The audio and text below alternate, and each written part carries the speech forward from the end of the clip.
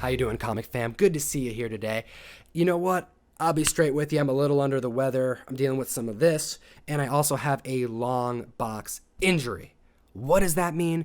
It means that I got a freaking gripe with between 250 and maybe 280 comic books. Some of them were not bagged and boarded, so you know that counts right around there. I twisted when I should have turned. I threw something out, and I'm still recovering. It's slowing me down a little bit, but you know what? It's not going to slow me down enough to not produce this Hot 10 Comics list video, courtesy of CBSI comicbookinvest.com. They produce such great content every single week. I do appreciate them for kicking us this list a little early so we can put this list together in video format for the comic book community every single week. So if you're looking for comic book themed content, make sure to hit that subscribe button. And let's jump into this list here at number 10, because we have a J. Scott Campbell 1 in 1500 variant making the list. We have Black Cat number 1, the Le Chinois variant. This is very cool.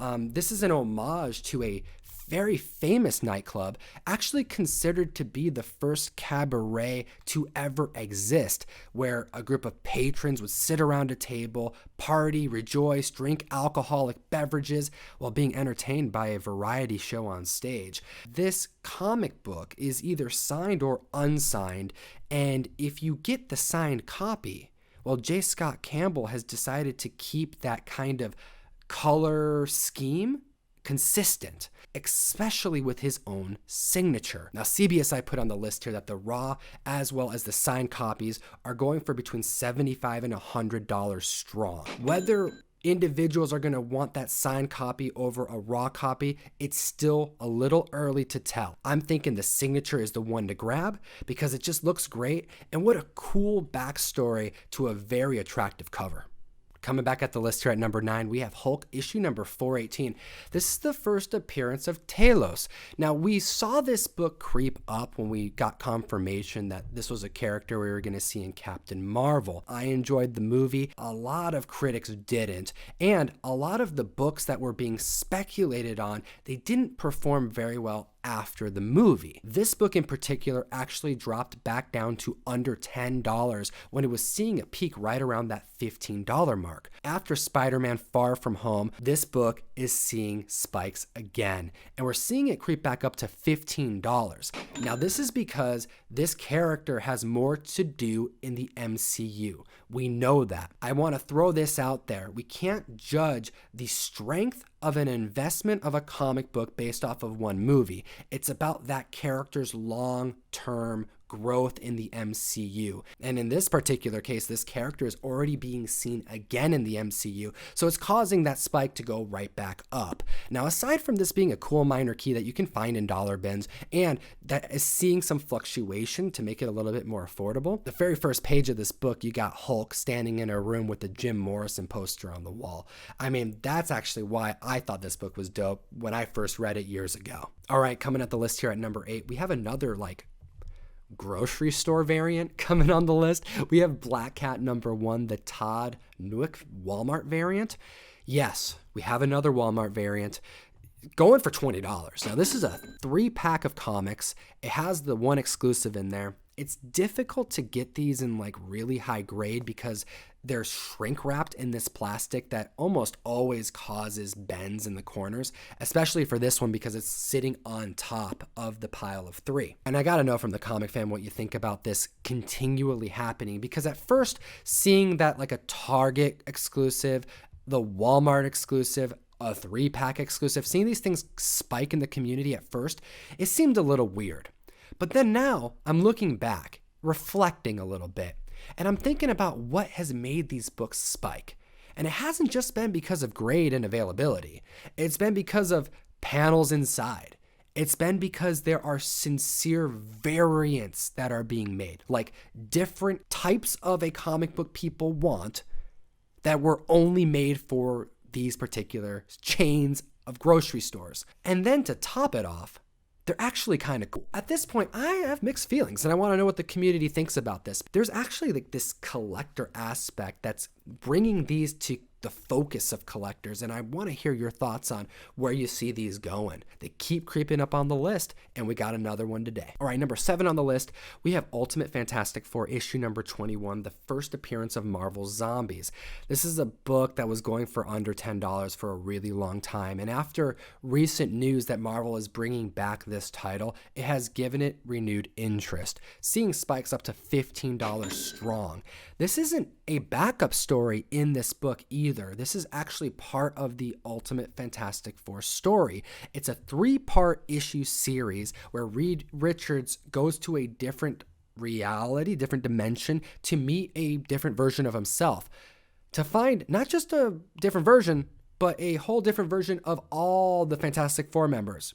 A zombified version. Kind of coincidence with the most recent news of The Walking Dead ending. You got to imagine that they're super excited over there with the lack of competition. This could be good news. I mean, there's a lot of fans of this run, and I think this is a good time because I think we are in need of a good new zombie story. And then now we have some of the best option news since we started covering this Hot 10 Comics list. This is a fantastic week. The amount of good news having to do with Neil Gaiman's Sandman universe, oh my God, it is ridiculous. I'm going to give you a twofer because at number 6 and number 5, we have 2 Sandman related books. News was announced this week that Neil Gaiman was working with Netflix to bring together the Sandman series. I'm excited. The comic book industry is excited as well. We are seeing these books spike hard and fast. Now, there's been speculation rumors about Sandman for quite some time. We know that Joseph Gordon-Levitt was tied to this a couple years ago, and they were planning on doing something movie related, and it fell apart.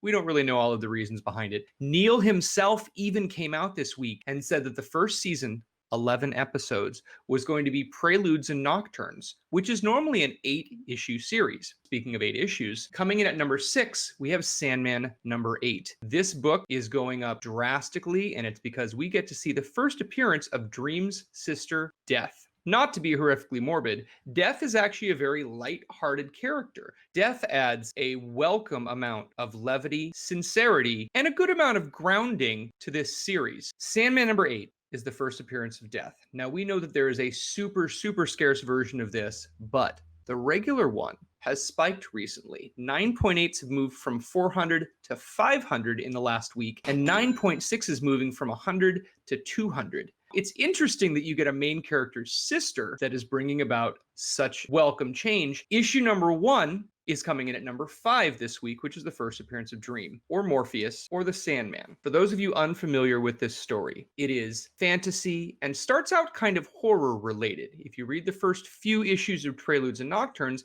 it does seem very, very dark. You have a cult that's tried to capture Death, and Sandman, Dream, gets captured accidentally. The first few issues follow Dream going down to hell to try and collect a key, a gem, and a mask. Finally, at the end of this arc, he's kind of despondent about what his future is, and he runs into his sister in issue number 8. Sandman number 1 in 9.8 has moved from 300 all the way to 500 this week, and even the more affordable 9.6s are going from $100 to $200.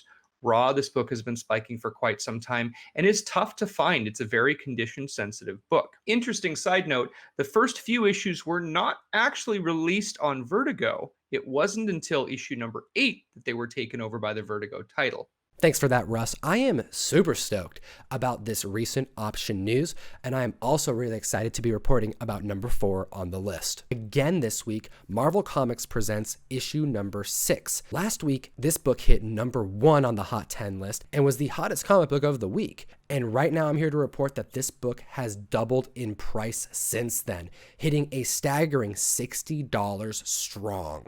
Members of the community are buying multiple copies of this. They don't care if it's in VF condition off the shelf. They're going to be adding that to their pull. It doesn't matter. They want to get their hands on it. They want to have them stocked up just in case this character becomes more popular, and for good reason. We've looked back at the past children introduced into comic books from like major villains or characters. Typically we see a $15 to $20 spike out the gate. In this case, we're going to see a little bit of an inflation because It's Logan. This is a major character, and to no surprise, with any type of media hype, which this had, this book now has that extra little bit of adrenaline and has reached up to $60. Let's keep an eye on this book, and shout out to all the members who have picked one up already. Oh my goodness. Okay.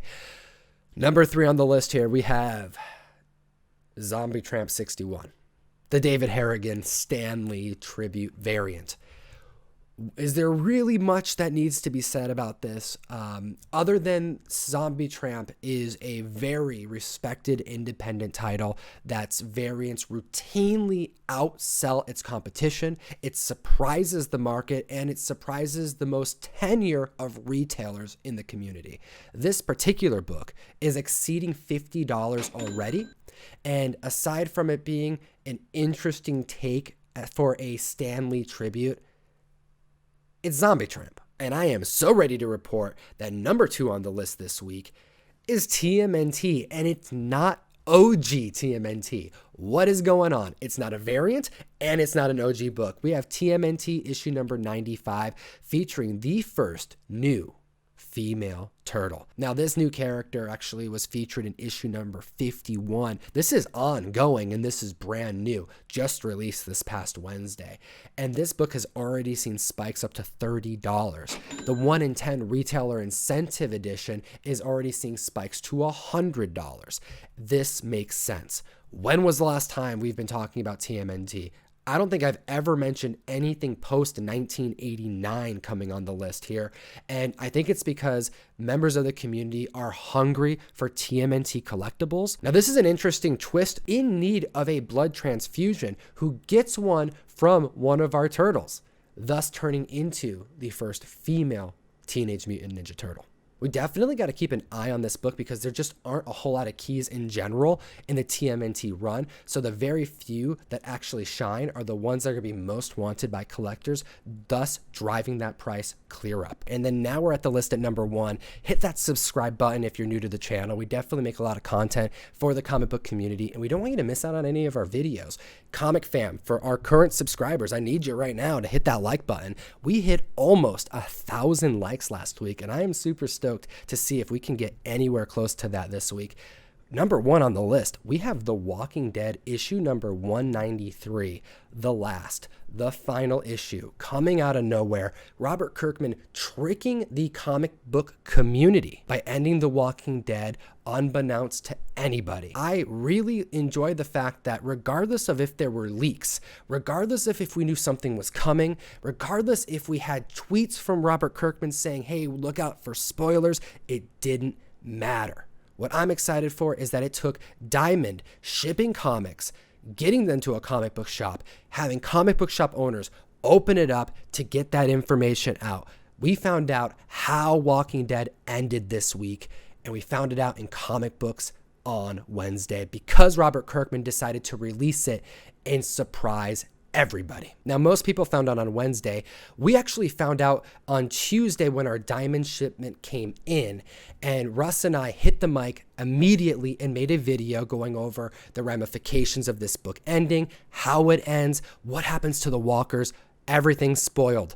And at that time of reporting, you can check out that video up here. This was on Tuesday, and the book was hitting $15 sales already. We expected this book to creep up to $20. I think Russ even mentioned that he wouldn't be surprised that it was going to hit $30 at some point.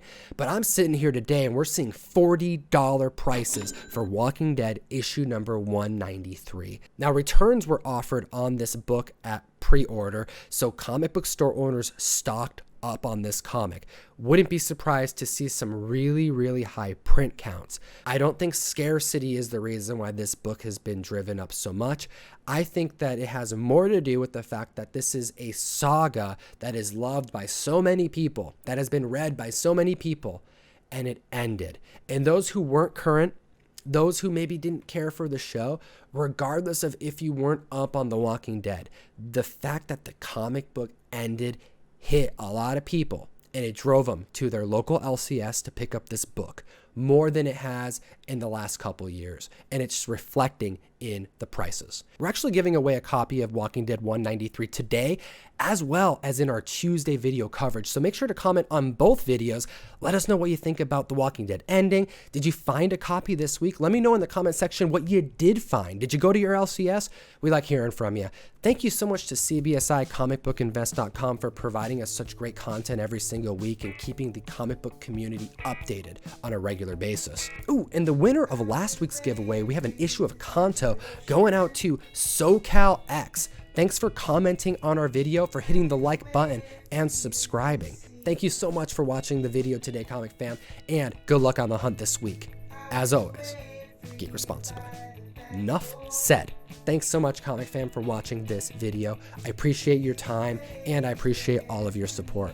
Really, you guys give me the best job in the world, and I can't thank you enough. And I want to give a big, big thank you to every single member of the Mystery Mail Call, our comic book subscription service.